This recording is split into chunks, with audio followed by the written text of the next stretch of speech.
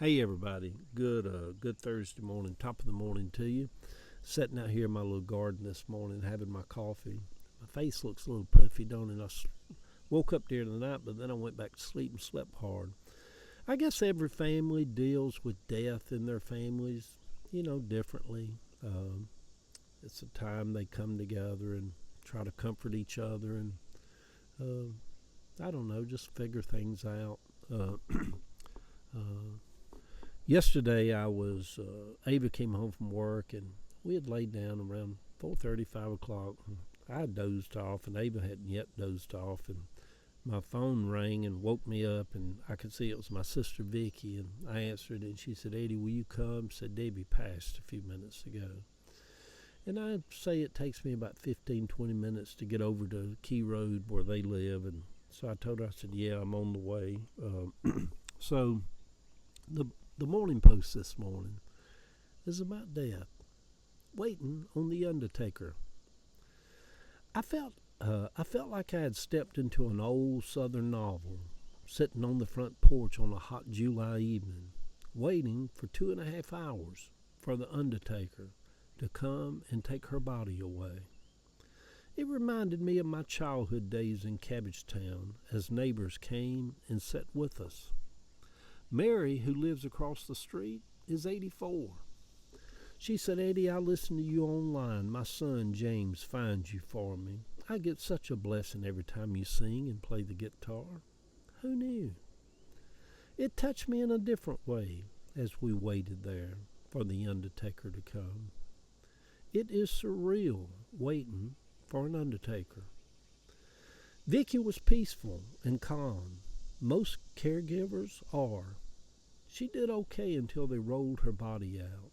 She just buried her face in her hands as her grandson Matt held her. It is always the saddest, I think, when a mother says goodbye to her child. Or do they? I don't think they ever do. I posted a pic of us on the porch saying we were waiting for the undertaker. I was shocked at how fast the calls came in to Vicky from Pennsylvania, from other places. I'm always shocked, for some reason, that distant family members follow my page so closely, seem to read and listen to almost everything I say, and yet I never hear from them or even know they are following me. Yeah, it's just odd. River, Debbie's 9-year-old little grandson, he just kept pacing back and forth out in the front yard, asking all kinds of questions. What is going to happen to my granny's car? Someone told him, "You can touch her if you like, even hug her goodbye." He looked a little terrified. I spoke up to give him cover. I said, "You don't have to do that. It's weird touching dead people," I said. I never did like doing it, I told him. He seemed to like that I spoke up and said that. He said, "I don't want to." One caller said to me, "My mother loves hearing you preach online." Said she listens to everything you preach. I think, good Lord, am I preaching? I thought I gave that up years ago. I guess some still perceive it as preaching. Maybe I am. I prefer social media influencer. Kidding, y'all. I guess with a little preaching thrown in for some seasoning. An old wives' tale was that if you touch the dead, you won't dream about them, or they won't come visit you from the other side. At least that is what they told us kids in Cabbagetown.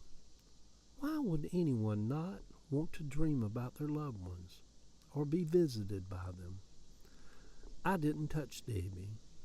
She is welcome to come and sit in my garden house with me any evening as I take my guitar out there and sing songs to Jesus. It was just a long, hot, sad evening. Kathy and I took Debbie to Richway one evening over on Jonesboro Road. When she was about 5, we used to babysit her sometimes. I looked around and she was on her knees with her hand down in the fish tank trying to catch a goldfish. I was somber as they rolled her body out. Sad. 57 years seems such a short time. With 2 little grandkids that live across the street from her that love her. River was very concerned. What will happen with my granny's car? Good Thursday morning, sweet people. Vicky has decided not to hold a service. Maybe a small little get-together at some point. That almost seems more and more the way society's going nowadays. Especially after the 2 or 3 years of COVID where people just quit having funerals. I don't really like funerals. Heather called me this morning just a crying. Daddy, I feel so sad for Vicky. Such is death. Yeah. Love y'all.